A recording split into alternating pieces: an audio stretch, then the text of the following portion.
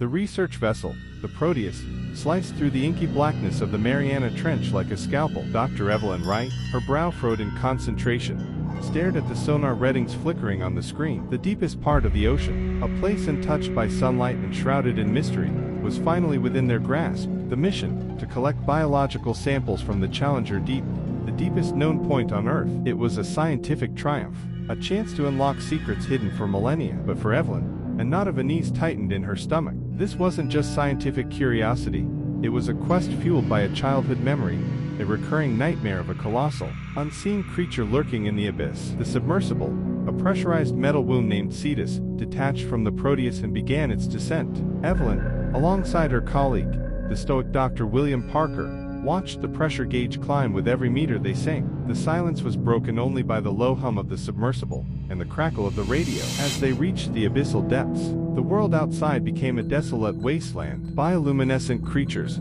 like ghostly wisps, drifted by, their cold, alien light the only illumination. The pressure was a constant, crushing presence, a reminder of the fragility of their metal shell. Suddenly, the sonar picked up an anomaly, a massive, unidentified object resting on the seabed. It dwarfed anything they had encountered before. A tremor of excitement, laced with a sliver of fear, ran through Evelyn. This was it, the source of her nightmares. Using the manipulator arm, they collected samples from the object, a strange, obsidian-like substance unlike anything they had ever seen. As they did, the radio crackled to life. Captain Ramirez's voice, laced with panic, echoed from the Proteus. "Evelyn, William, we're picking up an unidentified signal emanating from your location. It's powerful, unlike anything I've ever heard." Before they could respond, the lights inside the Cetus flickered and died. Darkness, a primal fear gripped them. In the abyss, sight was useless. They were blind, deaf, and utterly alone. Then came the sound, a low, guttural moan that vibrated through the metal hull,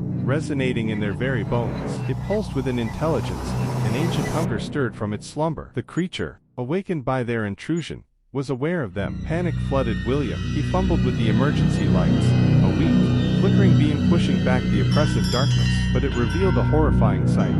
Deep gouges on the Cetus hull, oozing with an inky blackness. The creature was close, thinking fast. Evelyn remembered a forgotten protocol, a high-frequency sonar blast designed to ward off deep-sea predators. They activated it, and the submersible was filled with a deafening screech. The creature recoiled, its moan momentarily faltering. "We have to return to the surface now," William yelled over the dying screech. They fought to regain control, maneuvering the Cetus through the darkness. The creature's agitated moans pursued them, a terrifying symphony of the deep. Just as they reached the point of resurfacing, another tremor shook the submersible. Ahead, a section of the hull glowed with an unnatural luminescence. The creature had breached. Through the warped metal, they glimpsed a horrifying silhouette, colossal, segmented, with eyes that burned like malevolent embers. With a final surge of power, the Cetus broke through the surface. They were met by blinding sunlight and the frantic shouts of the crew. But the horror wasn't over. Tendrils of the inky blackness, remnants of the creature,